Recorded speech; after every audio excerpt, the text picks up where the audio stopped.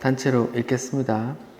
요한복음 11장 1절부터 끝까지 시작. 어떤 병자가 있으니 이는 마리아와 그 자매 마르다의 마을 베다니에 사는 나사로라. 이 마리아는 향유를 주께 붓고 머리털로 주의 발을 닦던 자요, 병든 나사로는 그의 오라버니더라.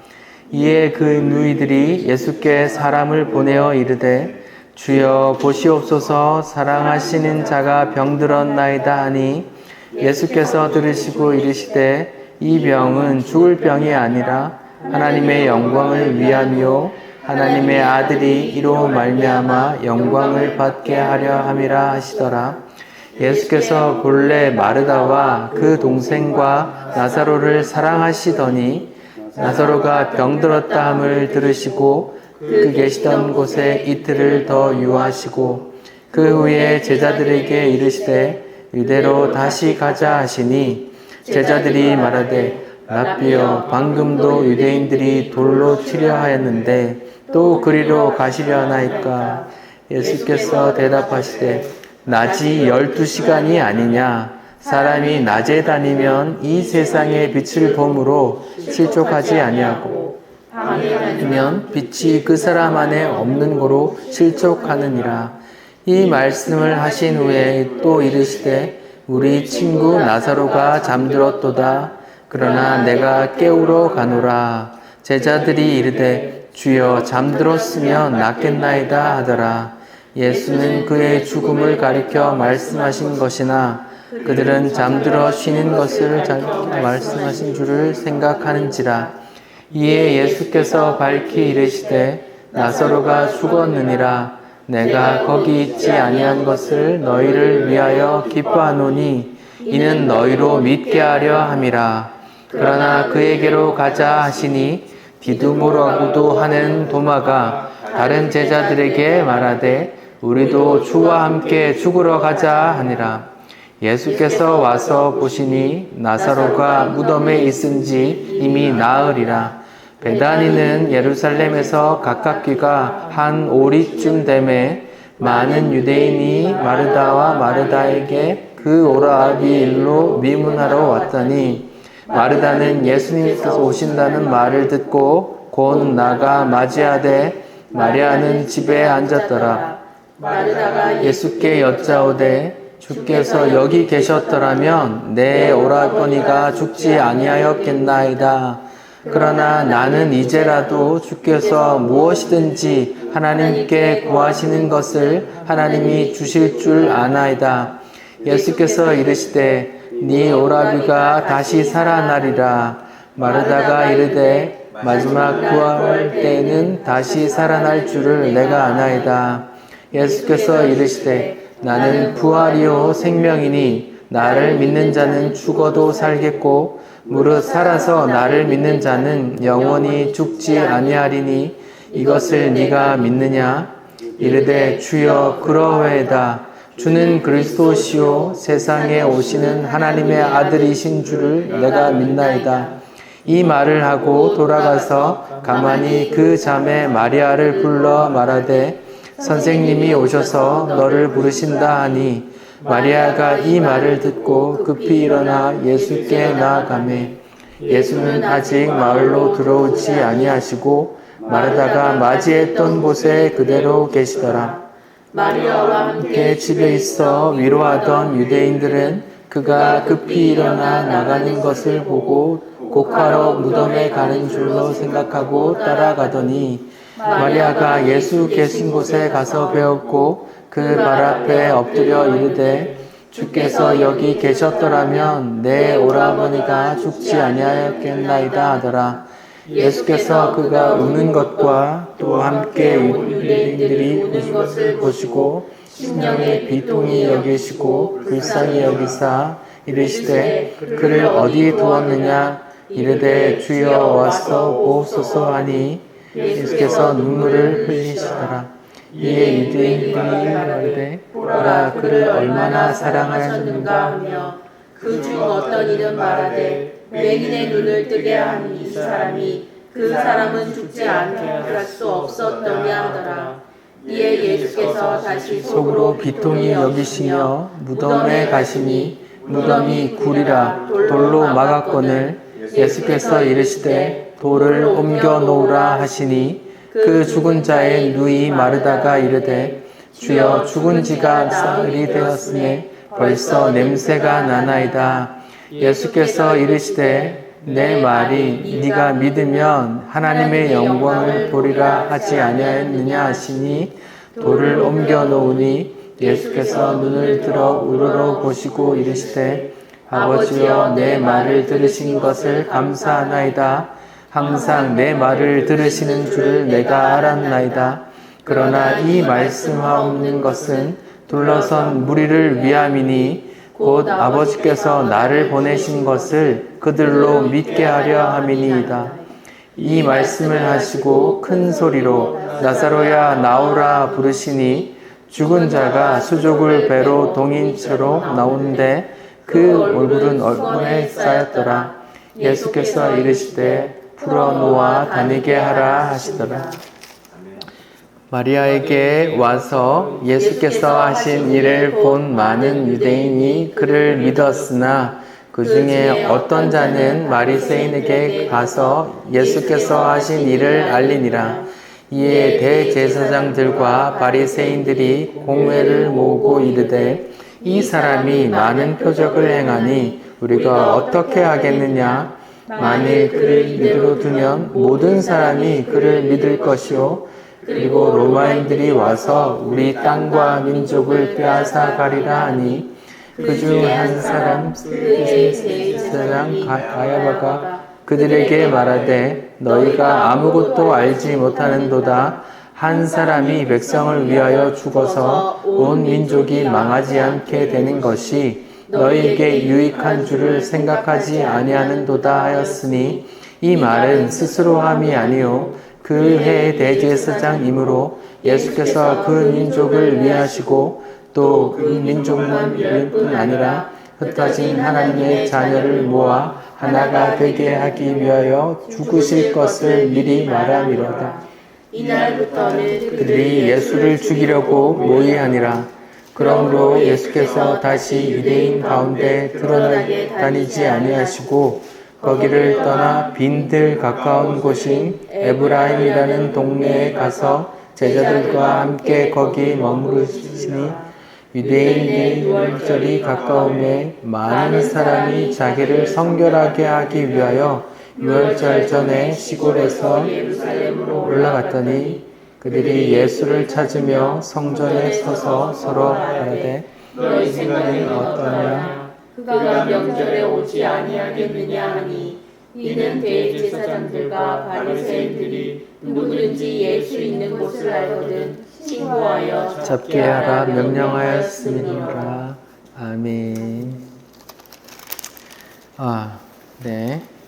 우리는 지금 요한복음에 기록된 7가지 표적을 보고 있습니다. 다 기억나십니까? 첫 번째 표적이 뭡니까? 포도주. 네, 포도주. 맞습니다. 가나 혼인잔치죠. 가나의 혼인잔치인데, 혼인잔치는 뭐 한 일주일 정도 같이 하는데, 포도주가 없어요. 그래서 완전히 파장될, 망할 위기가 왔는데, 예수님이 물로 포도주를 바꾸시면서, 포도주가 있으니까 이제 혼인잔치가 다시 완성될 수 있는 겁니다. 그 표적은 단지 우리도 물 떠놓고 기도하면 포도주로 바꿀 수 있다라는 그런 교훈을 주신 게 아니라 요한계시록에 나오는 그 어린 양의 혼인잔치가 어떻게 완성되는지를 말씀해 주시는 거예요. 어떻게 완성됩니까? 누구의 피로? 예수님의 보혈로 우리가 죄인인 우리가 그 보혈의 피로 옷을 빨아 흰 세마포를 입고 그렇게 혼인잔치에 들어가게 된다는 것을 이제 그렇게 그림으로 그려주는 내용이라고 말씀드렸습니다. 두 번째, 세 번째 이야기는 왕의 신하의 아들 병을 고치고 또 38년 된 병자를 고치는 이야기였어요. 그런 병자들 예수님께서 고쳐주셨지만 영원히 살지 못했습니다. 다른 이유로 죽었어요. 뭐 자연사를 했을 수도 있고 또 다른 병이 죽을 수도 있는데 예수님께서 병 고치는 표적을 행하신 이유는 육체의 질병이 육체를 사망에 이르게 하잖아. 그래서 내가 이 질병을 통해 너희 육체를 살려줄게. 이걸 통해서 내가 너희 죄가 너희 영혼을 영원한 지옥으로 끌고 가는데 이 죄를 사할 권한이 있다는 걸 보여줄게. 이 죄를 사하는 권세를 보여줄 방법이 없는데 내가 그렇게 보여줄게 하고 그렇게 보여주시는 거란 말입니다. 네 번째는 오병이어의 사건이에요. 오병이어의 사건이 뭘 의미한다 했습니까? 이 빵이 너희 육체를 살리잖아. 마찬가지로 내가 하늘에서 내려온 생명의 떡이야. 날 먹고 너희가 살게 될 거야 라는 메시지를 부여하신 거란 말입니다. 우리도 오병이어 소박한 거 우리가 보잘것없지만 내어놓어 우리 기적을 이루어 봅시다 라는 그런 교훈을 주는 게 아니란 말입니다. 다 표적들은 다 예수 그리스도의 하나님의 아들 되심과 우리의 구원자 되심을 이렇게 드러내는 이야기란 말입니다. 그 다음에 다섯 번째 표적은 풍랑이 있는 바다에서 밤새도록 고생하고 있는 제자들에게 예수님께서 물 위를 걸으셔서 오셔서 제자들을 건져서 그 목적지로 데려가는 이야기였죠. 이 표적도 우리도 열심히 의심 없이 믿어서 다 배 타고 다니지 말고 바다 위를 걸어 다닙시다 라는 교훈을 주는 게 아니란 말입니다. 그런 교훈을 주는 게 아니라 바다는 풍랑이 일렁이는 바다는 하나님의 심판의 대상이라고 말씀드렸어요. 노아 홍수 사건에서 방주 안에 들어가지 않은 모든 사람은 다 죽었잖아요. 물로 심판받은 겁니다. 홍해를 가르고 지나갈 때에 이스라엘만 그 안에서 구원을 받았고 나머지 애국 군대들은 다 물속에 수정되었어요. 그런 것처럼 성경에서 바다는 심판의 대상, 하나님의 진노받을 대상 그런 이미지가 있단 말입니다. 요한계시록에 용이 어디 살아요? 바다에서 나온단 말입니다. 그래서 또 요한계시록에 새하늘과 새 땅에는 바다가 있어요, 없어요? 바다가 없단 말입니다. 심판이 더 이상 없단 말입니다. 저주가 없단 말입니다. 그런 의미의 바다에서 예수님께서 그 바다 위를 밟고 서 있단 말입니다. 심판의 권한자란 말입니다. 그 바다 위에서 우리 제자들은 어떻게 해요? 자기 백성은 그 풍랑이는 일 속에서 스스로는 도저히 해착할 수 없단 말입니다. 스스로의 힘으로 그 하나님의 심판을 벗어날 수 없는데 예수 만나니까 예수 영접했더니 그 풍랑을 지나 약속한 땅으로 들어가더라 이런 말이에요. 그 다음 여섯 번째는 우리가 지난주에 봤던 소경의 이야기예요. 날 때부터 소경된 자가 예수님을 만나 또 실로암이라는 보냄 받았다라는 의미를 가진 그 목가에서 가서 씻었더니 눈을 떴더라. 눈을 떠서 누굴 봤어요? 예수를 봤다. 예수를 만났더니 사람들로부터 이렇게 출교당했다고 쫓겨났다고 말하죠. 사람들로부터 쫓겨나지만 예수를 만나 그런 나그네의 인생의 길을 가게 되는 그런 여정을 말씀드렸어요. 오늘은 마지막입니다. 일곱 번째. 성경에서 완성이라는 의미를 가진 일곱이라는 수가 있어요. 그러니까 예수님 요한복음에서 7가지 표적을만 담궈 놓은 건 여기서 이제 완성된다 이런 의미예요. 더 이상 표적이 필요 없다 이런 의미가 되는 거예요. 그럼 7번째 표적이 뭔지 우리가 본문에서 읽었던 대로 무슨 이야기예요? 죽은 나사로가 무덤에서 이렇게 살아나오는 이야기란 말입니다. 7번째 표적도 마찬가지예요. 요한복음 20장 31절에 이 책에 표적을 기록한 이유가 나와요. 예수님께서 다른 표적들도 많이 행하셨는데 이것을 기록한 이유는 너희로 예수께서 하나님의 아들 그리스도이심을 믿게 하려 함이고 너희로 믿고 그 이름을 힘입어 생명을 얻게 하려 함이야 라는 목적이 분명히 나와 있단 말입니다.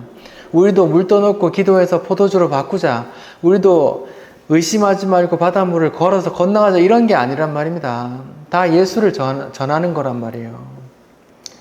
그러면 7번째 이 표적도 이 목적에 맞을 거 아니에요. 예수님을 증거하는 이야기란 말입니다. 예수님이 하나님의 아들이고 우리는 예수 믿어서 어떤 생명을 얻게 될 거야 라는 이야기가 담겨 있단 말이죠. 그 7번째 표적의 이야기를 한 번씩 볼게요. 먼저 1절에 보면은 요한복음 11장 1절에 보면은 이제 소개를 해요. 어떤 병자가 나오고 이는 마리아와 그 자매 마르다의 마을 베다니에 사는 나사로다, 이렇게 말해요. 지금 마리아, 마르다, 나사로 이렇게 친숙한 이름이 나와요. 이 예수님께서 사랑했던 이 세 사람이 남매였던 거예요. 언니 마르다, 여동생 마리아, 또 그들의 오빠 나사로란 말입니다. 부모의 얘기가 안 나오는 거 보면 일찍 돌아가시고 나사로가 부모의 역할을, 아빠의 역할을 했던 것 같아요. 근데 지금 여기 베다니라는 이 지명이 나오는데 이 지명이 어디냐면 예루살렘 바로 밑에예요. 예루살렘에서 말하자면 오리 밑에예요. 1.2km 밑에란 말이에요. 예루살렘 성 1.2km 밑에 있어요.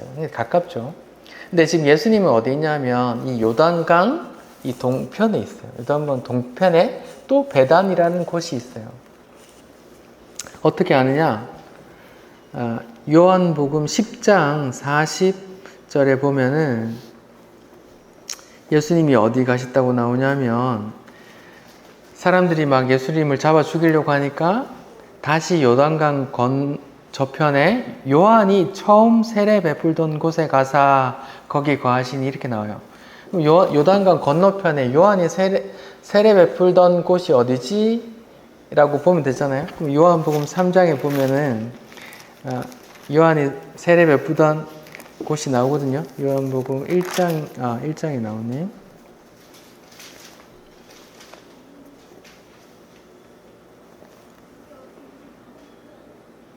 28절, 요한복음 1장 28절에 보면 요한이 지금 세례를 베풀고 있는데 이 일은 요한이 세례 베풀던 곳 요단강 건너편 어디요?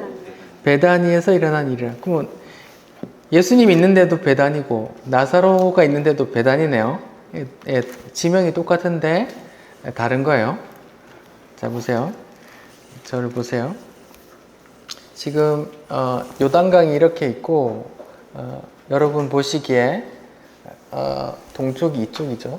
예루살렘이 여기 있어요. 요단강이 이렇게 있으면 예루살렘이 여기 있어요. 여기 사해가 있고 여기 위에 갈릴리가 있고 요단강이 쫄쫄쫄쫄 흘러서 밑에 사이에 이렇게 모이는 구조인데 여기 동쪽에 여기가 가나안, 요단 이쪽이 서편이 가나안 땅이거든요. 약속의 땅. 그래서 예수님께서 여호수아가 전쟁을 할 때도 이렇게 애굽에서 이렇게 와서 다시 서쪽으로 갔다가 다시 요단강을 건너 이렇게 여리고 아이성 이렇게 들어가는 형국이거든요. 지금 예수님께서 요단강 동편에 베다니에 있다가 다시 나사로가 있는 이렇게 요단 건너편에 베다니로 가는 그림이에요. 이렇게 여기 베다니에서 저기 베다니로. 베다니라는 의미가 있는데 베다니는 여러분 베데스다 목가에 38년 된 병자가 있었던 베데스다 못의 의미가 뭐라 그랬어요? 어떤 집이라고 했는데 베이트 플러스 헤세드 해서 자비의 집 이런 의미였거든요. 베다니도 그런 의미예요. 베이트 어떤 집,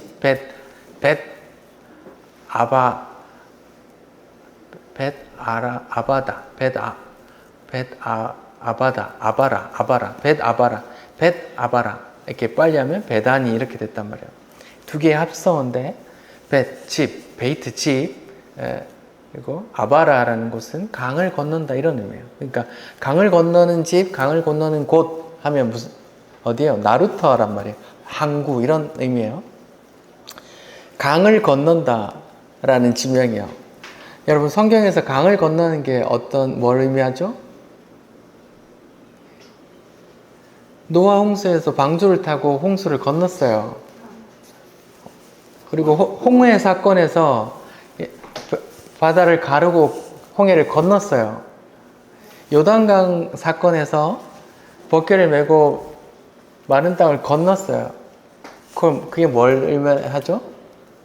구원을 의미한단 말이에요. 베다민이란 지명 자체가 강을 건너가는 그런 구원의 장소란 말이에요. 그럼 나사로가 또 베단이라는 곳에서 예수님의 구원을 입는단 말이에요. 그럼 구원의 이야기가 장소에서도 나오죠. 자, 그리고 2절에 보니까 마리아를 설명해줘요. 마리아가 어떤 사람이라 그러죠?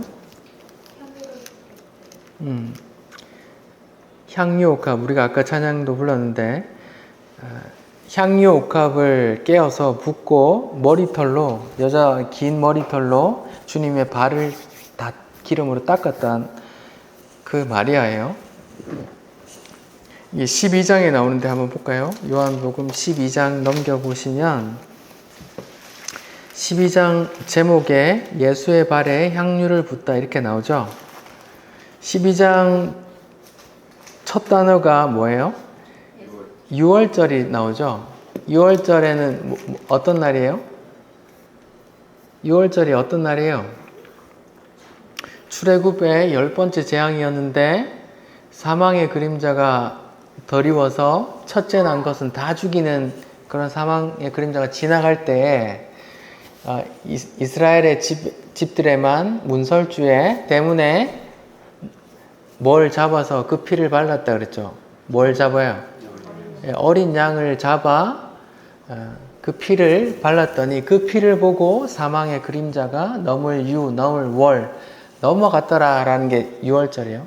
그럼 6월절이 또 나와요. 그럼 6월절에 어떤 여자가 향유를 부어요. 그 향유옥합을 붓는 게 뭘 의미할까요? 예수님의 죽으심. 네, 여기 보시면 비싼 향유 부었다고 가로주다가 이게 300데나리온이나 되는데 가난한 자들에게 나눠주면 얼마나 큰데 이게 이러니까 하니까 예수님이 7절에 뭐라고 하냐면 가만두어라 나의 장래할 날을 위하여 그런 거니까 가만히 놔둬 이렇게 말해요. 그러니까 지금 12장부터 이제 당장 예수님의 죽으심이 나온단 말이에요. 예수님의 죽으심에 대한 이야기가 나오는데 지금 예수님의 마지막 표적 11절에서 12절에 나올 그 이야기를 당겨서 지금 이 마리아를 소개하고 있어요. 그러면 나사로의 이 병 치유 이야기도 예수님의 죽음하고 관계 있다는 이야기를 하고 싶은 거거든요. 굳이 안 써도 되는 이 마리아가 그 마리아야 라고 말하는 거잖아요. 여러분 향유옥합 깨뜨리는 이야기 또 있는데 아시는 거 있어요?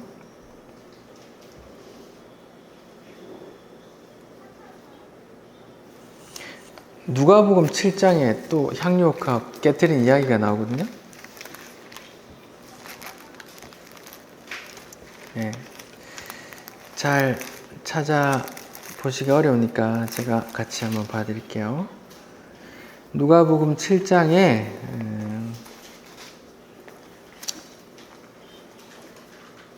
36절부터 보면 한 여자가 예수께 향유를 붓는다 이렇게 나와요. 여기 보면 바리새인 집에서 밥 먹고 있는데 어떤 죄인, 그 동네에서 죄를 지은 한 여자가 있어 와서 향유를 깨트려요. 똑같이. 근데 이제 바리새인들이 하는 말이 예수를 청한 바리새인이 그것을 보고 마음에 이르되 이 사람이 만일 선지자라면 자기를 만지는 이 여자가 누구며 어떠한 죄인인 줄을 이미 알았을 거야 이렇게 말하잖아요. 그러면서 이제 100데나리온 빚진 자랑 또 뭐 500데나리온 빚진 자 뭐 누가 더 큰 사랑을 받았겠냐 뭐 이런 얘기를 하시거든요. 여기 나오는 옥화 깨트린 여인은 또 다른 여인이에요. 같은 여인이 아니란 말입니다. 시기도 다르고 장소도 달라요. 이건 죄인의 이야기예요. 어떤 죄인이 향유옥합을 깨트려서 자기 죄인됨을 사해 주시는 분이라는 걸 깨닫고 이렇게 깨트리는 분이고, 지금 요한복음 11장에 나오는 향유옥합의 이야기는 나사로의 여동생 마리아의 이야기란 말입니다. 시기가 달라요. 지금 요한복음 11장에서 깨트리는 향유옥합은 예수님께서 죽기 직전에 공생의 마지막 기간이고, 이때 기간에는 공생의 초중반의 이야기란 말입니다. 또 장소도 다르고요. 장소가 나와 있지 않지만 시기와 장소가 다르단 말입니다. 그러니까 향유옥합 깨트린 이야기가 두 개가 나온다. 하나는 죄인된 여인의 이야기고 하나는 나사로의 여동생 마리아의 이야기다. 이렇게 그냥 그 정도로만 알고 계시면 될 것 같아요. 네, 다시 요한복음으로 돌아와서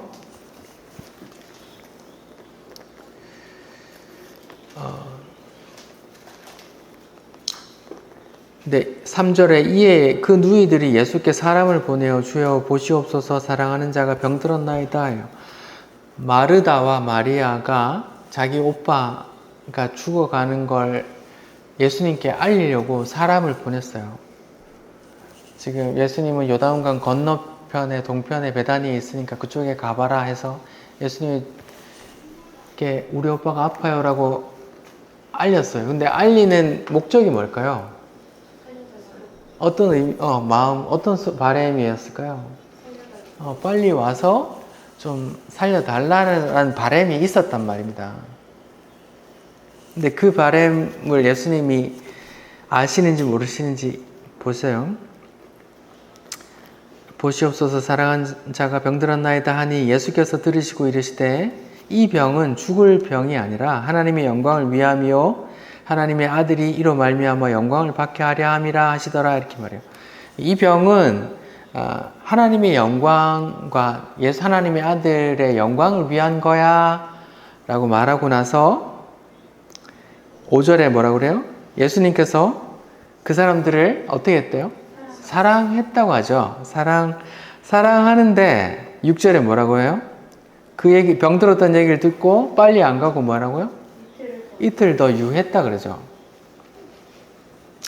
그러니까 그 소식을 듣고 이틀 더 있다가 출발했어요. 그러니까 예수님이 정작 나사로의 집에 갔을 때는 나사로가 죽어서 무덤에 들어간 지 4일이 됐대요.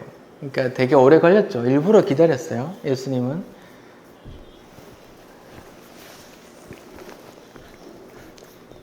일부러 그랬단 말이에요.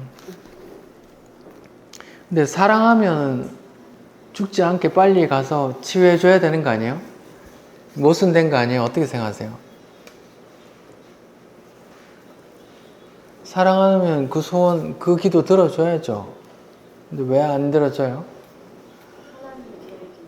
예, 하나님 뜻이 있겠죠. 하나님 뜻이 뭔데요? 그 영광이래요. 하나님 영광이 뭔데요?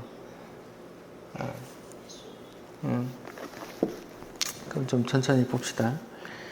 그러면서 이제 이틀 더 유하고 나서 이제 제자들에게 다시 요단강 건너서 예루살렘으로 가자라고 하니까 지금 예수님이 지금 죽으려고 환장했습니까? 지금 다 죽이려고 하는데 지금 가면 되겠습니까? 하는 거죠. 그래도 예수님이 하는 말이 뭐래요? 그 낮과 밤 이야기를 또 해요. 낮과 밤 이야기를 또 한다고요. 언제가 낮이에요? 빛이 있는 데가 낮이죠. 그러면 빛이 누구란 말이에요? 자기가 있는 동안에 낮이래요. 조금 있다 밤이 되면 실족할 거래요.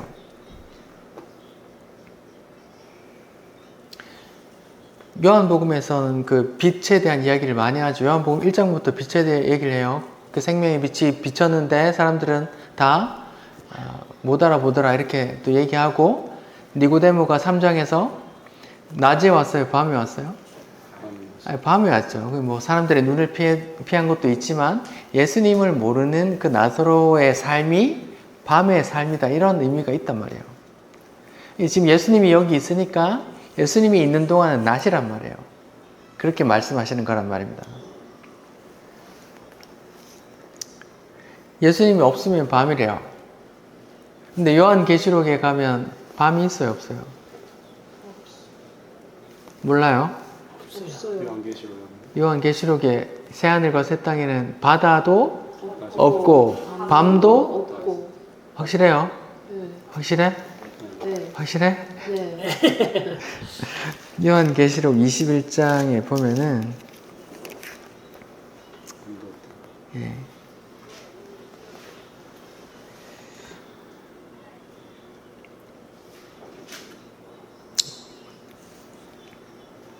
어디 있어요? 다시 밤이 오지 않는다는 게 어디 있어요?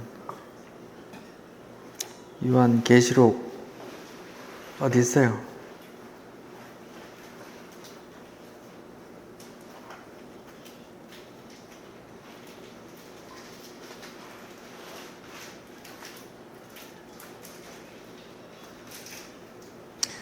못 찾아요?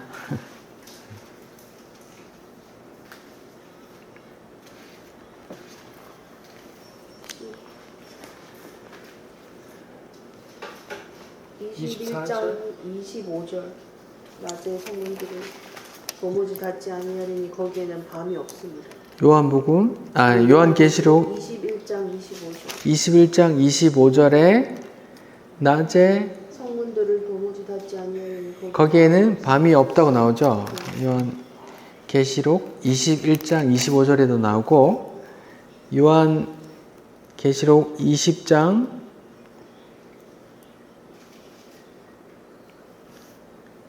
20장에도 나오는데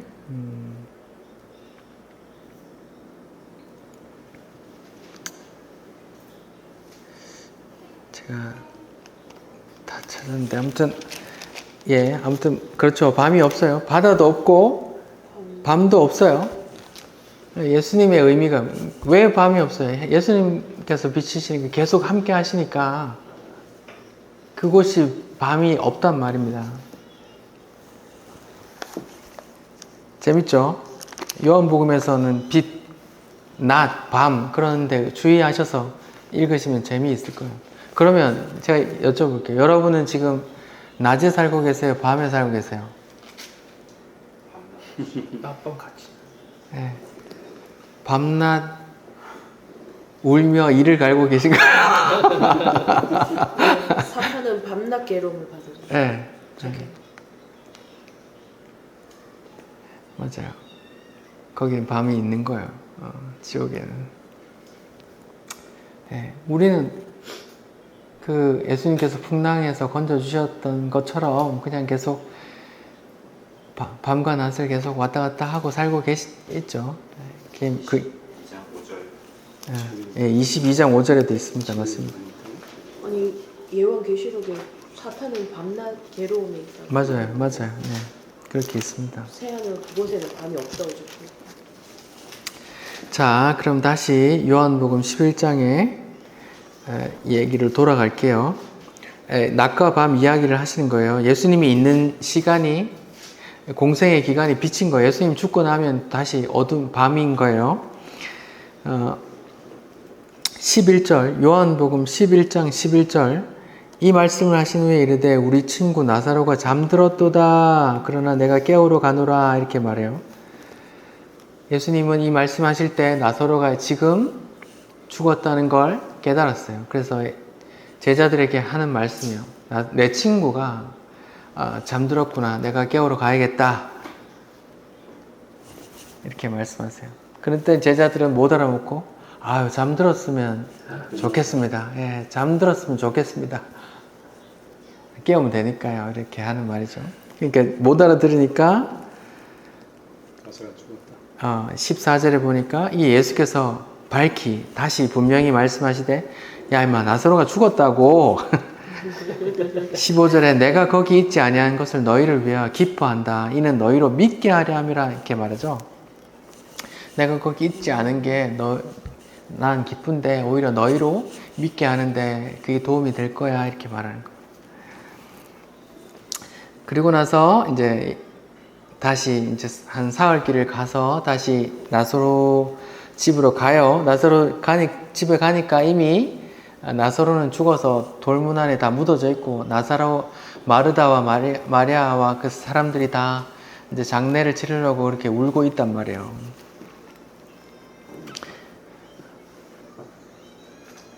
마르다를 만나고 나서 마르다가 예수님께 하는 말이 이거예요. 21절 같이 읽어볼까요? 시작. 마르다가 예수께 여짜오되 주께서 여기 계셨더라면 내 오라버니가 죽지 아니하였겠나이다 이렇게 말해요. 여기서 주님께서 죽기 전에 오셨다면 주님께서 좀 도와주셨을 텐데 이제 죽었네요.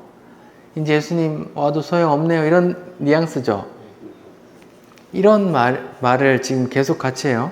32절에 보면 마리아가 또 그런 말을 해요. 마리아가 예수 계신 곳에 가서 배웠고 그 발 앞에 엎드려 이르되 뭐라 그래요? 주께서 여기 계셨더라면 내 오라비가 죽지 아니하였겠나이다. 똑같은 말하죠. 또 무리들이 또 똑같은 말이에요. 장례하러 왔던 사람들이 예수님이 눈물 흘리는 걸 보고 37절에 이렇게 말해요. 이 사람이 말하되 맹인의 눈을 뜨게 한 사람이 그 사람은 죽지 않게 할 수 없었더냐 이렇게 말하는 거예요. 이런 말이 뉘앙스가 뭐냐면 예수님은 살아있는 사람은 이렇게 고칠 수 있네. 병도 고치고 눈 뜬 사람도 눈 뜨게 하고 귀신도 쫓아내고 살아있는 사람 예수님 오셨으면 이렇게 도와주시는데 이제 죽었네. 이제 예수님 와도 소용없네. 예수님을 바로 아는 거예요? 바로 못 아는 거예요? 바로 못하는. 예수님을 바로 알지 못하는 거예요. 예수님을 믿는다고 하는 사람, 예수님을 사랑한다고 하는 사람이 예수님을 잘 모르는 거예요. 살아있는 사람 고쳐주시는 분으로는 오케이. 근데 죽은 사람 살리는 분은 안 돼. 그런 능력은 없어. 이렇게 알고 계신 거예요.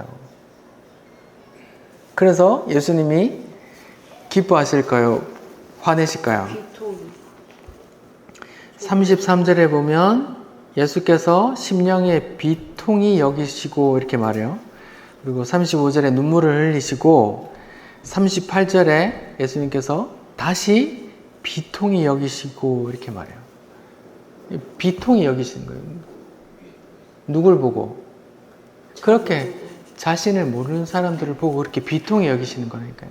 왜? 나는 그냥 육체의 병을 고쳐주고 그냥 병 고쳐주러 온 사람이 아닌데 그냥 사람들은 다 그렇게만 알고 있잖아요. 육체의 병을 고쳐주면서 내가 죄사함이라는 것도 권세가 있다는 걸 보여주고 싶고 바다를 거두면서 심판을 내 권세가 있다는 것도 보여주고 싶고 한데 잘 모르는 거잖아요. 그 표적은 이게 뜻은 못 알아먹고 표적만 보고 있는 거잖아요. 이때도 마찬가지예요.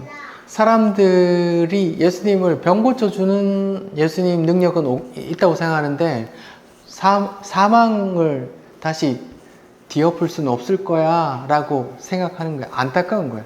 자기를 구원자로 알지 못함에 안타까워 하시는 거예요.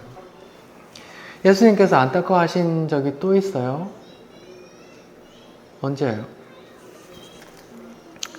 마태복음 우리 23장을 한번 찾아봅시다. 마태복음 23장.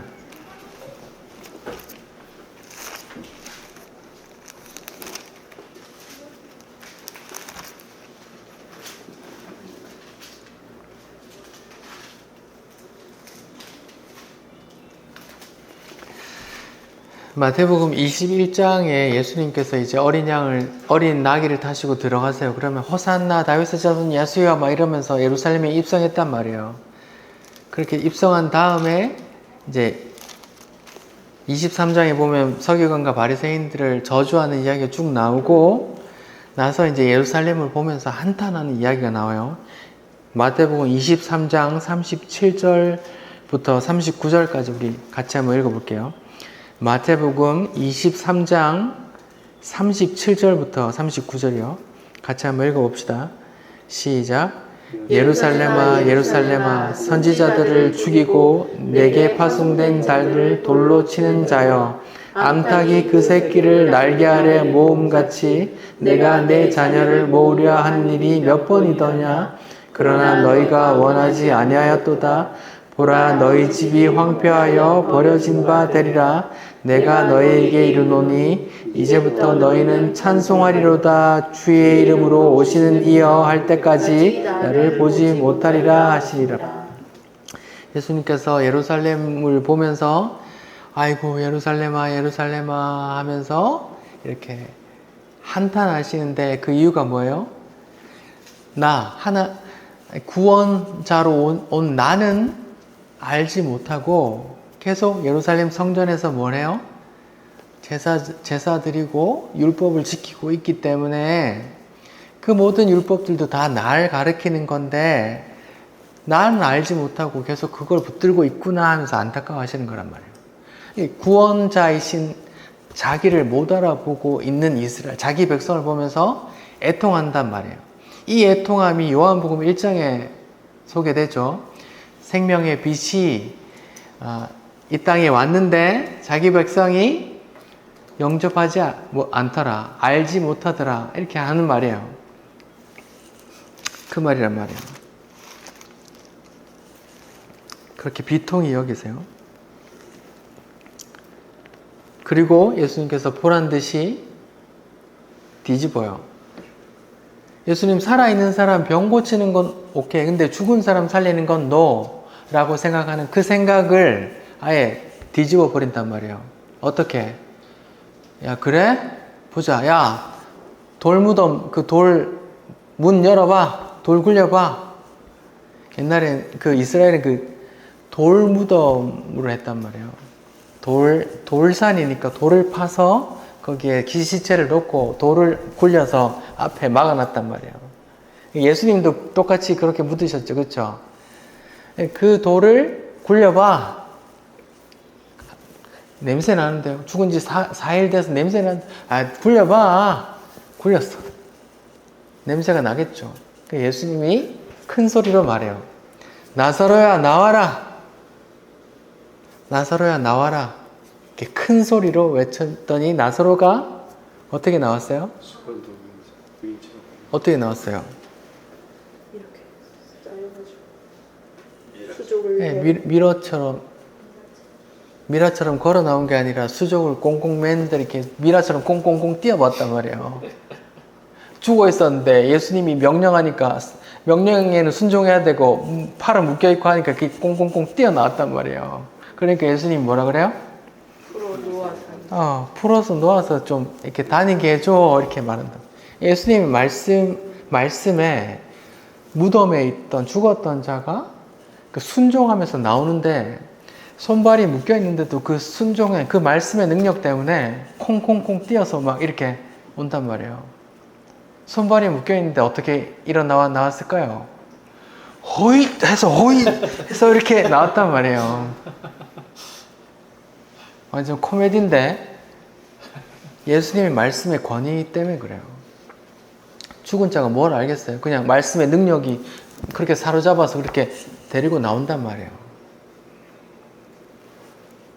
보세요. 예수님께서 말씀하셨더니 그 무덤 속에 있던 자가 일어나 나오더라. 이 이야기 예수님께서 전에 말씀하셨거든요. 요한복음 5장을 봅시다. 요한복음 5장. 요한복음 5장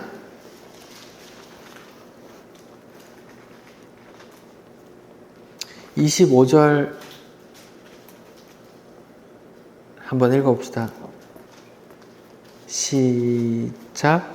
진실로 진실로 너에게 이르노니 죽은 자들이 하나님의 아들의 음성을 들을 때가 오나니 곧 이때라. 듣는 자는 살아나리라. 우리 28절 같이 읽어보세요. 시작. 이를 놀랍게 여기지 말라. 무덤 속에 있는 자가 다 그의 음성을 들을 때가 오나니, 이렇게 나오죠. 예수님께서 25절에 보니까 뭐래요? 진실로 진실로 아멘 아멘. 이건 확실해 라고 말하면서 죽은 자들이 하나님의 음성, 하나님의 아들의 음성을 들으면 무덤에서 살아나오는 사람들이 있다 했죠. 곧 있대래요. 그 말씀을 지금 이루시는 거란 말이에요. 무덤에서 하나님의 아들이 불렀더니 그 무덤에서 죽은 자가 나오더라. 이 이야기를 하시는 거란 말이에요. 이거는 먼 종말의 이야기죠. 근데 예수님께서 그 종말의 그 권세가 나라는 걸 보여주기 위해서 지금 어떤 이벤트 표적을 보여주신단 말입니다. 나사로가 어디 있어요 지금? 무덤 속에 있단 말입니다. 그래 하나님의 아들이 예수님이 나사로야 하고 불렀더니 무덤 속에 있는 자가 콩콩 하고 뛰어나오더란 말이에요.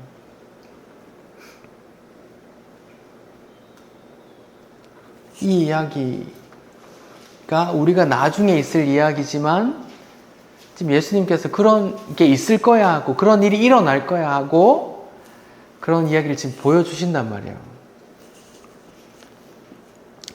그런 이야기 어디 나와요? 고린도전서 15장에 보면 고린도전서 13장은 사랑장이라고 하고 고린도전서 15장은 부활장이라고 하거든요. 고린도전서 15장을 한번 볼까요?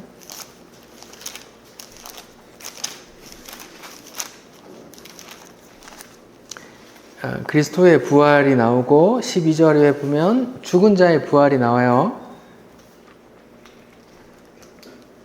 20절에 고린도전서 15장 20절 제가 읽을게요. 그러나 이제 그리스도께서 죽은 자 가운데서 다시 살아나사 뭐하는 자들의? 잠자는 자들의 첫 열매가 되셨도다 그래요. 첫 열매. 예수는 첫 열매거든요. 구약의 율법에도 첫 열매를 하나님께 드리잖아요. 11조도 마찬가지거든요. 첫째 것을 드리는 거잖아요. 예수께서 첫 열매가 되신다는 말이거든요. 무엇에? 죽음도 또 부활도 우리의 본이 되셔서 첫 열매가 되셨단 말이에요. 그럼 우리는 뭐예요? 둘째, 셋째, 나중 열매가 되겠죠. 그러면 예수께서 본을 보이신 대로 우리도 그렇게 부활한단 말이에요. 그리스도 안에서 죽은 자를 성경이 뭐라고 표현해요? 잔다고 표현해요. 예수님께서 나사로가 잔다고 말하죠. 왜? 다시 일어날 거기 때문에. 다시 일어날 거기 때문에 잔다는 표현을 쓴단 말입니다. 스데반이 돌 맞아 죽을 때 성경은 사도행전 기사는 뭐라고요? 스데반이 잠들었더라 이렇게 표현한단 말이에요. 왜? 다시 일어날 거니까. 성도의 죽음은 이런 거란 말이에요. 잠깐 낮잠 자는 것처럼 이제 주께서 깨워 주실 거란 말이에요. 자, 고린도전서 15장 51절부터 한번 읽어볼게요. 고린도전서 15장 51절부터 한번 볼게요. 54절까지 읽어봅시다. 51절부터 54절까지 고린도전서 15장 51절부터 54절까지요. 다시 읽어봅시다. 시작. 보라, 내가 너희에게 비밀을 말하노니 우리가 다 잠잘 것이 아니요 마지막 나팔에 순식간에 호련히 다 변화되리니 나팔 소리가 나매 죽은 자들이 썩지 아니할 것으로 다시 살아나고 우리도 변화되리라. 이 썩을 것이 반드시 썩지 아니할 것을 입겠고 이 죽을 것이 죽지 아니함을 입으리로다. 이 썩을 것이 썩지 아니함을 입고 이 죽을 것이 죽지 아니함을 입을 때에는 사망을 삼키고 이기리라 기록된 말씀이 이루어지리라. 이렇게 나와요. 이걸 비밀이라고 말해요. 비밀을 내가 말해줄게 하면서 바울이 말하는데 우리가 마지막 나팔 소리에 우리가 다 잠잘 것이 아니고 나팔 소리에 다 일어날 거야 이렇게 말해요. 우리가 썩을 몸이었는데 썩지 아니할 몸을 새로 입게 된다 이렇게 말하는 거예요. 그러면 그때 되면 사망을 삼키고 이기리라 한 그 말씀이 이루어질 거라는 걸 너희가 그때 실감할 거야 라는 거예요. 그걸 우리는 믿는 자들은 아직 일어나지 않았지만 믿음으로 그것을 받아들이는 거예요. 그렇게 반드시 일어날 겁니다. 아멘 하고요. 또 한 구절 한번 볼게요. 데살로니가 전서 고린도 전후서 뒤에 있어요. 데살로니가 전서, 빌립보서 뒤에, 골로새서 뒤에, 데살로니가 전서 4장입니다. 데살로니가 전서 4장 13절부터 한번 읽어볼게요. 데살로니가 전서 4장 13절부터 18절 한번 읽어볼게요. 시작. 형제들아, 자는 자들을 관하여는 너희가 알지 못함을 우리가 원하지 아니하노니 이는 소망 없인 다른 것 같이 슬퍼하지 않게 하려 함이라. 우리가 예수께서 죽으셨다가 다시 살아나심을 믿을진대 이와 같이 예수 안에서 자는 자들도 하나님이 그와 함께 데리고 오시리라. 우리가 주의 말씀으로 너희에게 이것을 말하노니 주께서 강림하실 때까지 우리 살아남아 있는 자들도 자는 자보다 결코 앞서지 못하리라. 주께서 호령과 심판 소리와 하나님의 나팔 소리로 친히 하늘로부터 강림하시리니 그리스도 안에서 죽은 자들이 먼저 일어나고 그 후에 우리 살아남은 자들도 그들과 함께 구름 속으로 끌려올려 공중에서 주를 영접하게 하시리니 그리하여 우리가 항상 주와 함께 있으리라. 그러므로 이러한 말로 서로 위로하라. 이렇게 말하죠. 우리가 마지막 때 이런 일이 있을 거란 말입니다. 우리 사망으로 슬퍼할 게 아니란 말입니다. 우리가 낮잠 자고 있는 내 자녀를 깨우듯이 주께서 자고 있는 나를 깨워 썩지 아니할 몸을 주셔 영원히 주님과 함께 빛 가운데 거하게 하실 거란 말입니다. 그 믿음이 있는 자들을 성도라고 하는 거예요. 근데 이런 걸 말씀해 주고 싶은데 예수님께서 근데 사람들은 어떻게 생각해요? 예수님이 있었으면 우리 오빠가 안 죽었을 텐데 예수님이 있었으면 이 나사로가 안 죽었을 텐데 이렇게 말한단 말이에요. 이 모습은 오늘날 교회에도 똑같이 있어요. 사랑하는 사람이 병들어 죽어가요. 길을 쓰고 기도해요. 금식 기도하고 철야기도 하고 주님 내 사랑하는 이 사람 낫게 해주십시오. 살려주십시오. 기도한단 말이에요. 근데 죽었어요. 그럼 사람들이 슬퍼하고 분노하고 토라지고 삐지고 한단 말이에요. 예수님이 살아있는 자, 병든 자는 고치실 수 있다는 기대감으로 기도하잖아요. 근데 죽은 자를 책임져 주신다는 그런 믿음이 없는 거예요. 그 믿음이 없는 거라고요.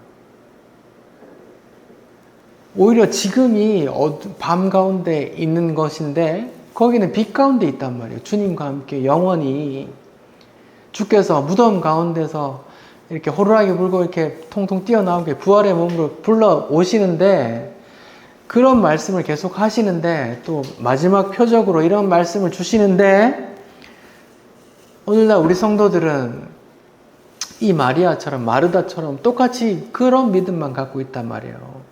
아이고 예수님 왜 우리 오빠 안 살려주셨어요? 라고만 한다니까요. 아니요. 주님께서 죽음 이후에도 책임져 주신다니까요. 성경에서 볼 때 이 땅이 고난이요. 그 나라는 다시는 저주가 없고 다시는 눈물이 없고 다시 슬퍼하는 게 없고 다시 괴로움이 없는 그런 곳이란 말입니다. 그러면 사랑하는 사람이 그곳에 갔으면 감사하고 나도 가고 싶다. 그런 믿음 마음으로 담담하게 맞을 수 있을 텐데 그렇지 못하더란 말이에요. 물론 이해합니다. 인간적으로. 저도 아쉽겠죠. 너무 저도 눈물을 흘릴 겁니다. 근데 그 말씀이 있기 때문에 거기에 사로잡히진 않는단 말이에요.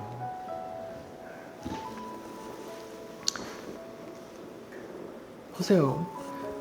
하나님의 아들의 음성을 듣고 무덤 속에서 나오는 그때가 있다 말입니다.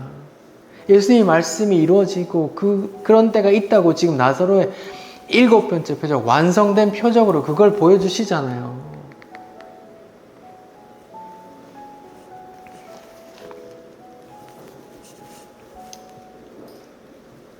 여러분, 성경의 관점으로 볼 때 우리는 날 때부터 소경이라고 지난주에 말씀드렸어요. 그럼 똑같이 성경의 관점으로 볼 때 우리는 죽은 나사로라니까요. 죽어있는 나사로입니다. 왜 죽어있는데요? 죄와 허물 속에 죽어있다니까요. 요한복음 에베소서 2장에 나오잖아요. 죄와 허물로 죽어있던 우리를 살리셨도다. 그 이야기란 말입니다.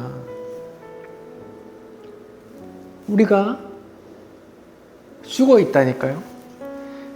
세상에서 태어나 세상에서 사느라, 세상에서 좋은 거 추구하고 사느라 하나님 별로 신경 안 쓰고 하나님 상관없이 그냥 세상 것만 추구하고 살고 있는 죽은 나사로란 말입니다. 우리가 거기서 주께서 나오라고 부르신다고요. 죽은 자가 자기가 선행을 베풀어서 구원에 살아날까요? 죽어 있는데 나는 감리교와 나는 인간의 결심으로 구원과 천국이 결정된다고 믿어. 아니요, 죽어 있다니까요. 성경적으로 볼 때 우리는 날 때부터 소경이라 예수를 볼 수 없고 날 때부터 죽어 있는 자라 하나님께 대하여 죽어 있는 자라 하나님께 나 좀 살려주세요 할 수 없다니까요. 죽어 있는 자가 무슨 말을 합니까? 죽은 자는 말이 없어요. 죽은 자를 예수께서 찾아오셔서 뭐라고요? 나사로야 하고 불러주신단 말입니다. 그게 성경적인 관점에서 구원의 이야기예요. 택한 백성의 구원의 이야기란 말입니다.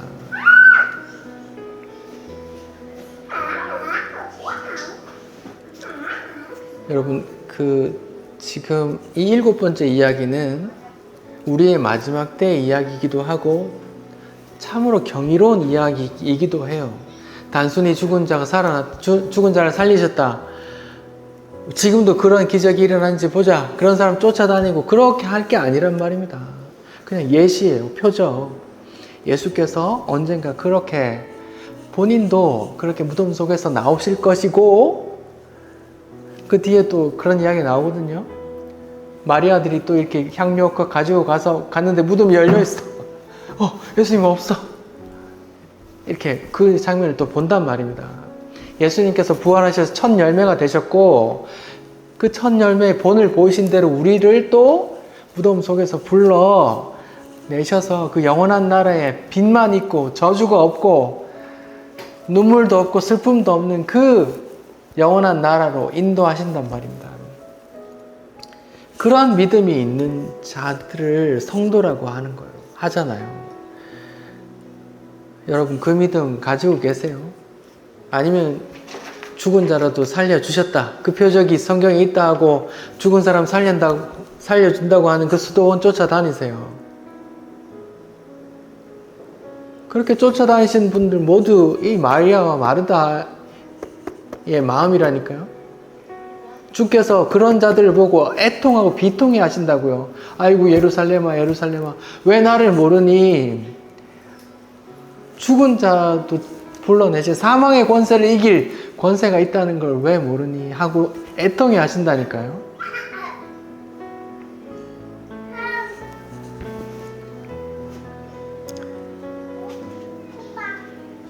여러분이 마르다의 모습이라면 예수님께서 지금 오늘 당신을 보고 비통해 하신단 말입니다.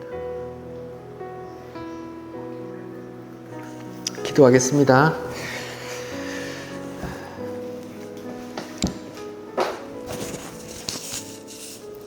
주님 감사합니다.